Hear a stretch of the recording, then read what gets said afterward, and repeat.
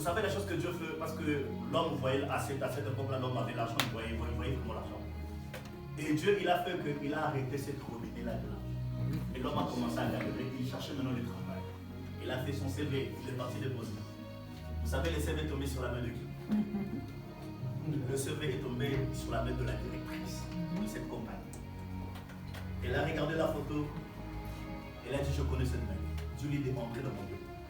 Et lorsque le mec est entré, il s'est fait pipi sur lui. Directement, elle a commencé à demander des excuses, pardonne-moi de tout ce que je faisais, je ne savais pas. Vous savez la chose que la femme a dit?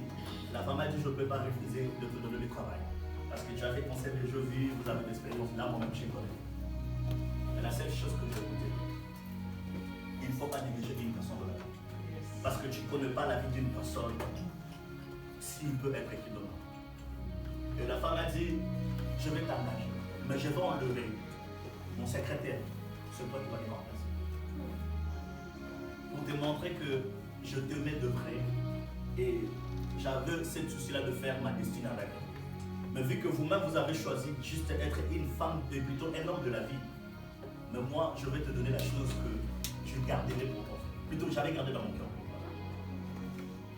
Il a pris directement le CV, il a appelé son secrétaire, il a dit, de maintenant, c'est fini pour toi. Et celui qui te remplace. Et toi là, je vais t'affecter ailleurs. Imagine maintenant la personne que tu sortais avec et avant. Elle a commencé maintenant à te donner des ordres. Fais ceci, fais ceci. Papa, un mois, 2 mois, l'homme en question, le même, il a fait le papier, il a démissionné dans le travail. La femme a dit, pourquoi? L'homme a dit, je ne peux pas. J'ai un fardeau dans mon cœur. Les choses que je te fais, je ne peux pas être à côté de toi. Et la femme a dit, vu que tu refuses, elle a pris 20 000 euros. Il a mis en enveloppe. Il a dit, vas-y, pour faire ta carrière. Mais je voulais simplement te montrer que moi, je mets de vrai. Il y a 2 fois, nous sommes en train de négliger des gens parce que la personne, il ou bien elle est en train de passer des moments difficiles. Nous ne savons pas comment, du genre, honorer bien, valoriser la personne.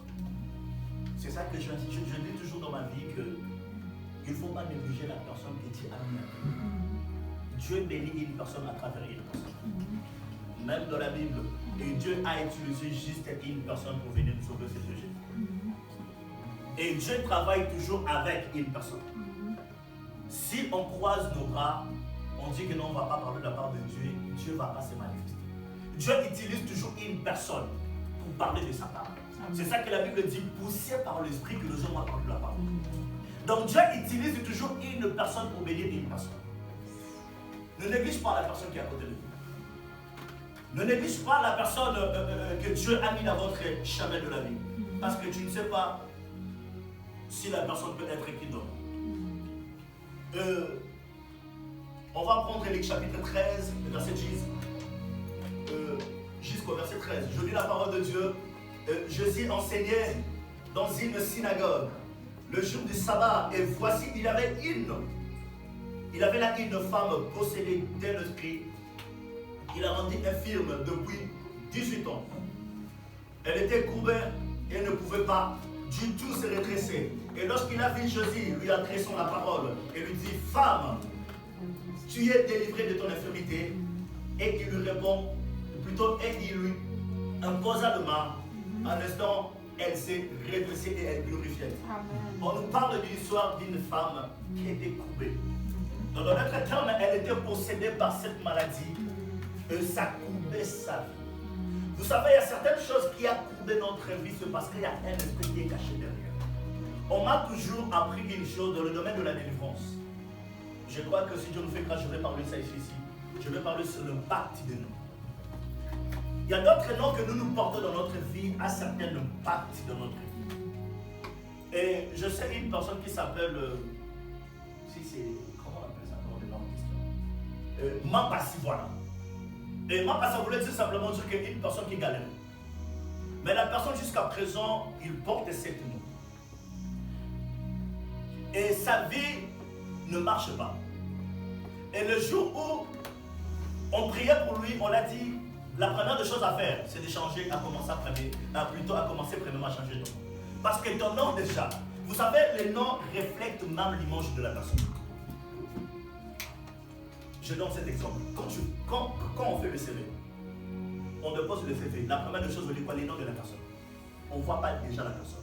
Et grâce à les noms de la personne peut être convaincue dans les noms. Il peut penser être convaincu. Mais maintenant, s'il y a quelque chose, il y a un esprit plutôt qui est au-dessus sur votre nom. Les noms aussi peuvent affecter la vie d'une personne. Les noms aussi peuvent détruire même la vie d'une personne.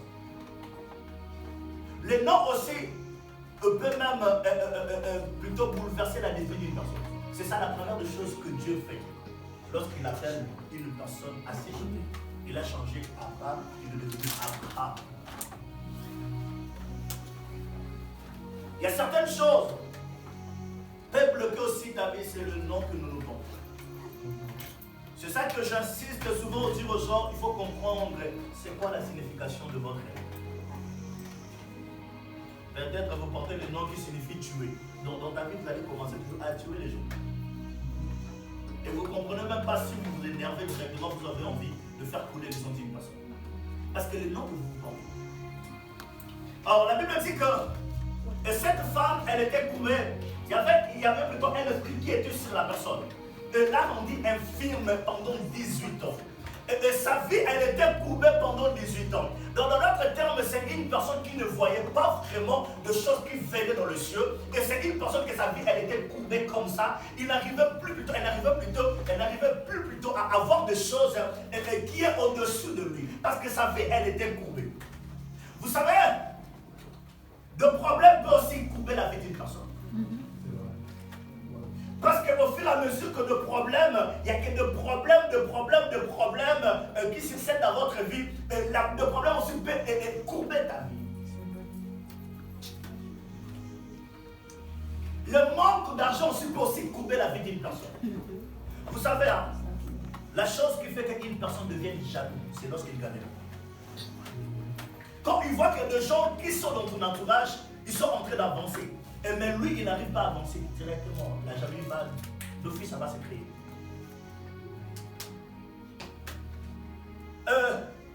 La pauvreté peut aussi courber la vie d'une personne. Déjà, la pauvreté, là, c'est un an.